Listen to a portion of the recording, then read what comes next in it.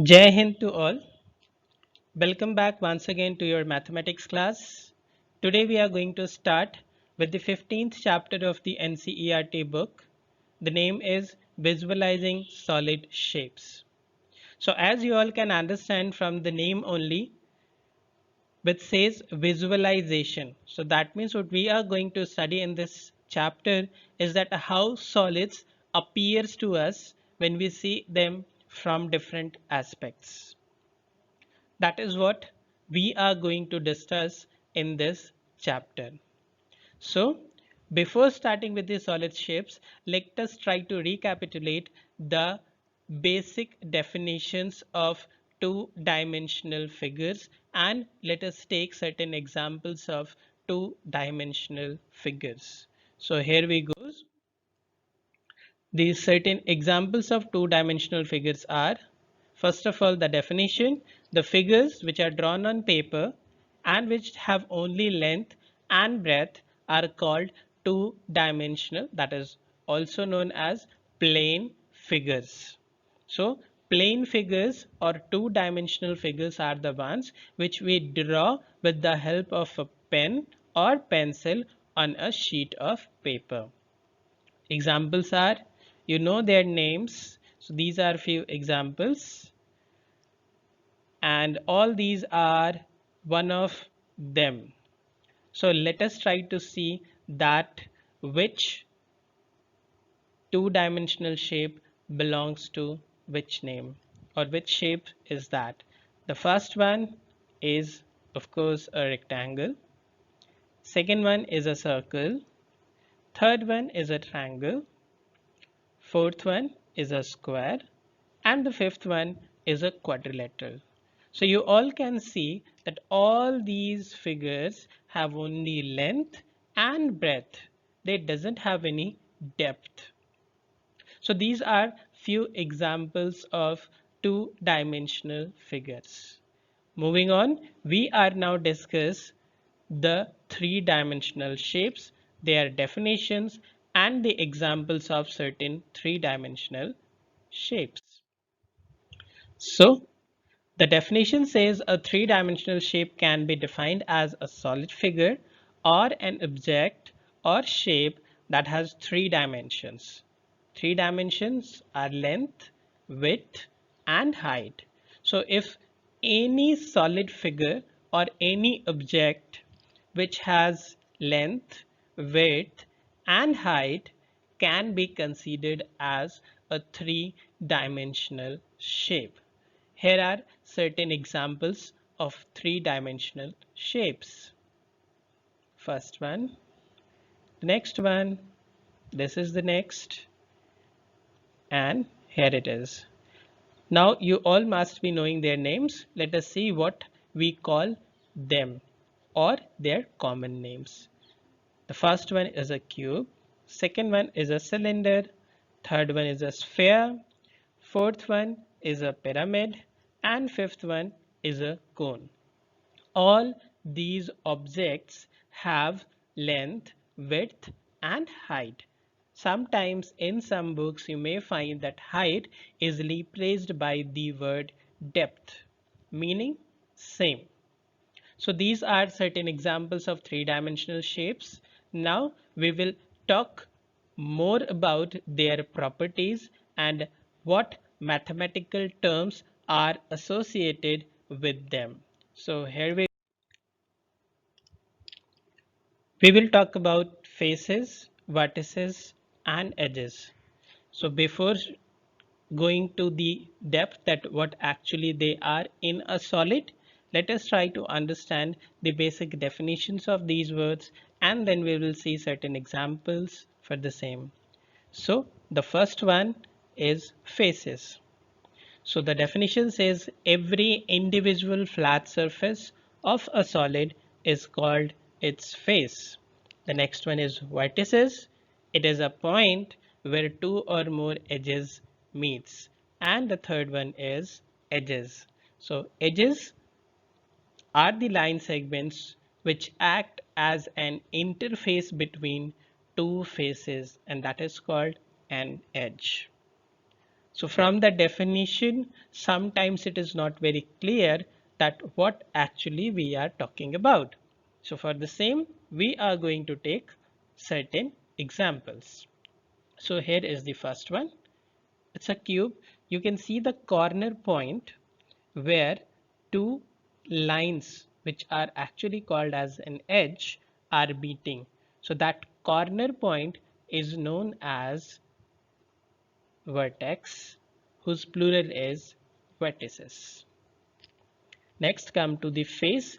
The flat surface which is visible to us is known as face, and the line, you can see these lines where the two faces actually join or meet. So that line is basically termed as edge. Here is one more example of a pyramid. So you can see faces is again is the flat surface, edge is the line, and vertex is the corner. So these are the basic definitions of the faces, vertices, and edges. Now let's move on with the next topic of this chapter, and that is net for building 3D shapes.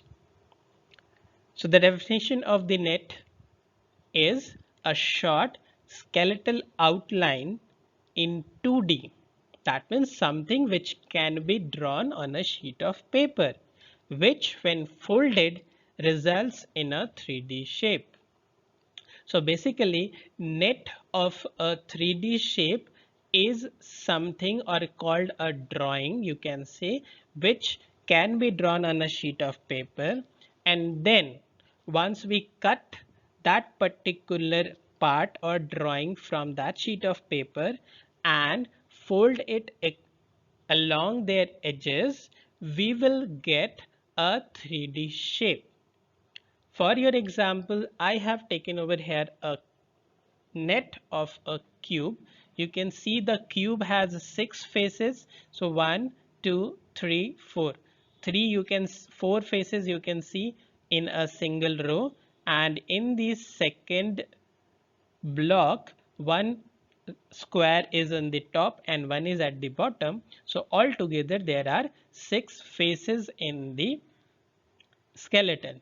And on the right hand side you can see that when this has been cut down from a sheet of paper and then folded the way it is showing over here, we are getting a 3D shape named as a cube. So this is what we call the net of a 3D shape. So net of a 3D shape is basically a drawing, an outline which we draw on a sheet of paper, then we cut it, and if we fold it along its edges, we will get a 3D shape. So for different solid shapes, we have different types of their nets. So let us see few more examples of nets of different types of 3D shapes. So here it is. So we will talk about cylinder. This is a cylinder. You can see in a cylinder there are two circular ends, and in the middle of that cylinder there is a circle. When you cut it, you will get a flat surface which will be rectangular in shape. So the cylinder can be drawn by using two circles and one rectangle. So here how the net of a cylinder will look like. See, you have two circles that makes the circular ends, and in between there is a rectangle which when you fold and join these two circles at the top and the bottom of it, you will get a 3D shape named as a cylinder. The next one is a pyramid. So this is how a pyramid looks like. This is basically a square base pyramid. So in a pyramid, base can be changed, but all the other faces will always be triangular in shape. So here you can see the base is a square, whereas the other faces are triangular in shape. So since it's a square, there will be 4 triangles on each side of that square. So this is how the net of the pyramid will look like. You can see that in between there is a square. If you fold these triangles from their corners, means along the edge where the triangles are meeting with the square, and join them together, you will get a pyramid. The next one is a cone. So cone is this. You can see that cone at the base is circular, whereas on the top it is conical in shape. When you cut this, you will get a sector of a circle. Sector of a circle is a part of a circle.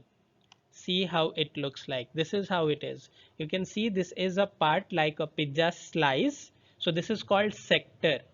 When you fold this along the edge means the straight line, and join it, you will find that you are getting its upper surface, and when you join this circle in the bottom of it, you will get a cone. So these are the few basic fundamental and definitions for the beginning of this chapter. Now after this, we will try to see what is there in the exercise of this chapter. That is the first exercise.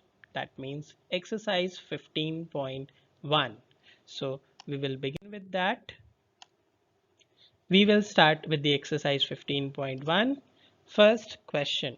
The first question says, identify the nets which can be used to make cubes. The question itself says, cut out the copies of the nets and try it. The best way to understand the nets which can be used to make cube is to draw that net on a sheet of paper, cut them down, and then fold it along their edges and find out whether it is forming a cube or not. So there are several examples.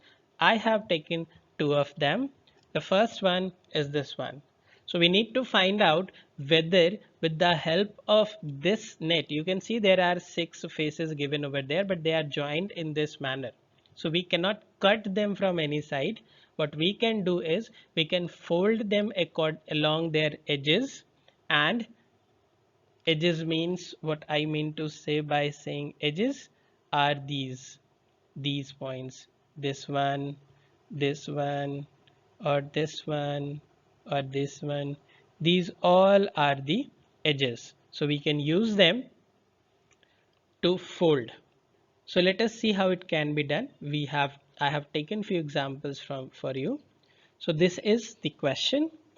If I fold, so suppose I have started folding this part. I have folded it towards this side. So it will turn like this, and this one will come towards here. So this is how it goes. So we will get 1, 2, 3, and this is the 4th face over here. Now what we can do, if I'll fold it from here, we will get the top. If I fold it once again, we'll get the top surface. This will make the side face. This will make the top face, and this will remain extra, and this part will be vacant because it cannot be covered by any of the block which are present over here. So this part which I am talking about will be left. So by using this, we cannot draw the cube. Let us take the another example to find it out. This is the second part. Now in this part, if we fold it, this is the question. If we fold it like this, means we have folded along with this will come over here, and this side will come over here. Then we will fold it from here. This will make the side face, and this will make the top face, and hence the cube will be formed. So from the second part, we can frame a cube or form a cube by using this net, whereas from the first example we cannot. There are other questions also given in this part. So what you all can do, you can draw these nets on a sheet of paper, cut them, fold them, find out whether the construction of net is possible or not. Let's move on to the next question. This is the next question.